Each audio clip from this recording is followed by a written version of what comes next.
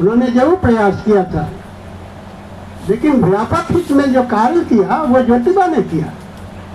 राजा राम मोहन राय की भाभी को, ये ब्राह्मण थे तो ब्राह्मण में विधवा को जला दिया था जबरदस्ती, ढोल मजीरा गीत गाए थे और लाठी से दबा कर जला दिया जाता था, क्योंकि उनकी भाभी मर गई थी। थोड़ा सा मैं राजा राम मोहन राय की घटना के बारे में बता देता हूँ।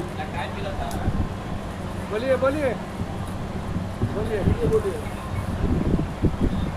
उन्होंने इसका विरोध किया, उनको अपनी भाभी से बहुत लगाव था, उनको बहुत ही दुख हुआ था कि हमारी भाभी को जला दिया और हम कुछ नहीं कर पाए। तो फिर उन्होंने अंग्रेज सरकार से निवेदन किया और तब जाकर 1829 में सती को अवैध ठहराया गया। सती प्रथा मतलब विधवा को जला देना, और ये खासकर ब्राह्मणों में ही यह कुरीति था। बहुजन समाज में ये सब बुराइयां नहीं थी, लेकिन फिर भी कुछ लोग कर देते थे। राहुल जी बुआ जो ज्योतिबा के गुरु थे, उनकी भी बेटी बहुत छोटी थी, वो भी विधवा हो गई थी,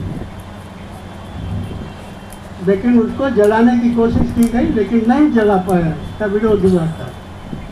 तो ज्योतिबा की हम लोग बात कर रहे हैं, तो ज्योतिबा को भारतीय सामाजिक क्रांति का पिता कहा जाता है, father of the Indian social revolution.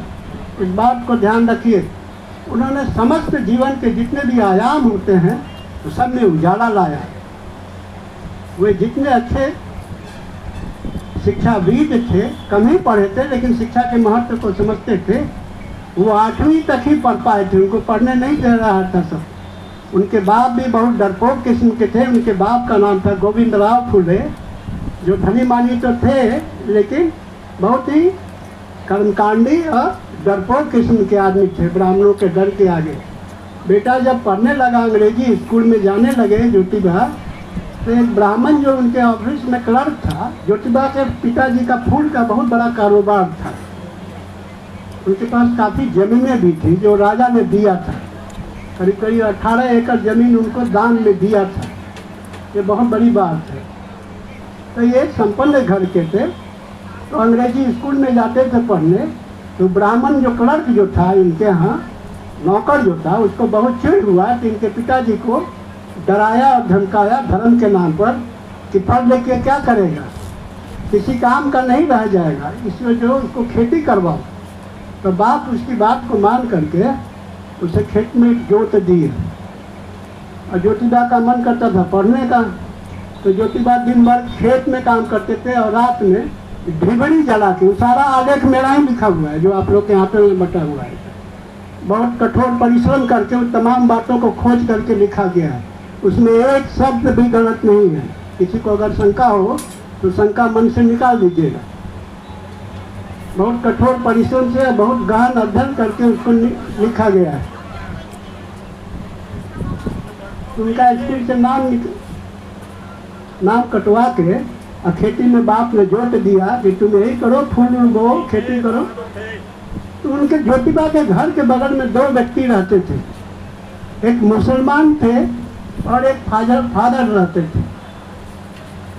Father और वो मुसलमान गफ्फार बेग थे, उनका नाम मुंशी गफ्फार बेग। वो देखते थे कि बेचारा तो रात में भी पढ़ता है, दिन भर खेती का काम भी करता है। इनके बाप को समझाया। गफ्फार, मुंशी गफ्फार बेग और फादर लीजिए, दोनों ने उसके बाप को समझाया कि बेटा को पढ़ने दो, पढ़ाओ, खेती में भी काम करेगा। तो बाप को समझ में आया, तो फिर से स्कूल भेजना शुरू किया। एक तो ये योगदान है मुसलमानों का हम लोग के उत्थान में, इस बात को समझिए। मुसलमान से घृणा मत कीजिएगा, हमारे बाप के बाप है वो, बाबा साहब अम्बेडकर का बाप है ज्योतिबा। उसकी भला किया उस मुसलमान परिवार ने, जो ज्योतिबा को आज हम लोग दुनिया में जानते हैं। वही तो एक मजदूर बन के रह जाता है, एक छोटा सा किसान बन के रह जाता है ज्योतिबा। इस एहसान को नहीं भूलने का है। ऐसी ऐसी बहुत घटनाएं हैं, उसकी भी चर्चा करेंगे आज आप लोगों से, ताकि जो समाज में जो नफरत फैलाया जा रहा है ना, इस नफरत को हम लोग फैलाने का काम ना करें, उसमें योगदान ना दें, बल्कि इसको खत्म करने का कोशिश करें। ब्राह्मण हमारा सर्वनाश चाहता है, सर्वनाश कर चुका है।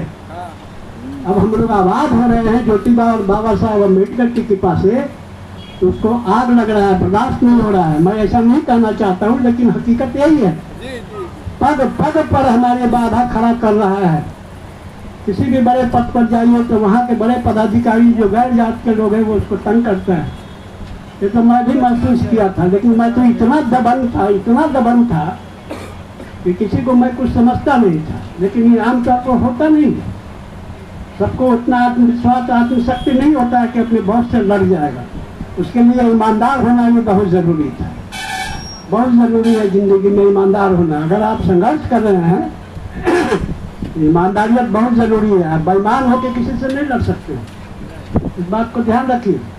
बहुत से लोग अभी जो विरोध में खड़े हैं आकाश लामा के, और वो भंते जी हैं जो पहला सचिव बने थे, वो कौन लोग हैं? हम नाम वो नहीं लेना चाहते, लेकिन उसमें से तो हम अधिकांश को जानते हैं कि उनका चार चरण चरित्र क्या है।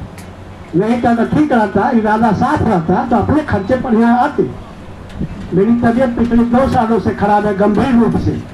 कब मेरी मृत्यु हो जाएगी मुझे ही नहीं मालूम है। बावजूद इसमें लगा हुआ हूँ। लगता है ये बहुत बड़ा काम है, ये हो नहीं जाएगा। ये तो नीतीश जी इस साल आए नहीं। अशोक जयंती में पटना में श्री कृष्ण स्मृति हॉल में अशोक क्लब के कार्यक्रम में नहीं आए। यही पर्याप्त है, बता रहा है कि नीतीश जी दबाव में है।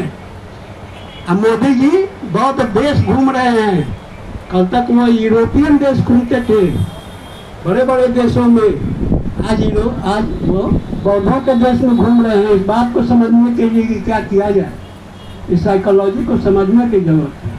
हम फिर ज्योतिबा पर आते हैं। ज्योतिबा जब ये सामाजिक कार्य करने लगे पढ़ने के बाद, उस समय उनकी शादी हो चुकी थी। बहुत कम उम्र में ही शादी होती थी उस जमाने में, लेकिन फिर भी उस जमाने में उनकी उम्र 9 साल की उम्र में शादी हुई और उनकी पत्नी की उम्र शायद 6 साल था, जबकि इससे भी कम उम्र में शादी हुआ करती थी। एक क्रांतिकारी कदम था उस जमाने के लिए कि 9 साल में लड़के की शादी हुई। पढ़ने के बाद उनके दिमाग में आया कि शिक्षा का विस्तार करना चाहिए, तो उन्होंने स्कूल खोला।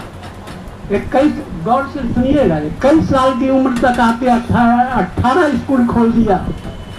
हम लोग इतने पैसे वाले, अनुभवी और साधन संपन्न होने के बावजूद भी एक प्राथमिक स्कूल नहीं खोल पाए, न खोल पाने का हिम्मत है। ज्योतिबा ने उस जमाने में, जबकि पढ़ना पाप समझा जाता था, वो चाहे किसी भी जाति वर्ग संप्रदाय और लिंग का हो, ब्राह्मण भी नहीं पढ़ता था।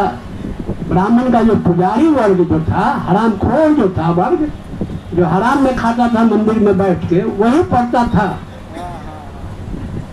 ब्राह्मण भी नहीं पढ़ता था। उस जमाने में इसने 18 स्कूल खोल दिया पुणे जैसे शहर में, जो कि ब्राह्मणों का गौड़ माना जाता है। ब्राह्मण बहुत क्षेत्र है, और वहीं राजा भी बैठता था, पेशवा वाला, जिसको कि हराया गया था 1818 में महारों की वीर सेना में। लेकिन प्रभाव तो उसका था ही। ज्योतिबा के बाप को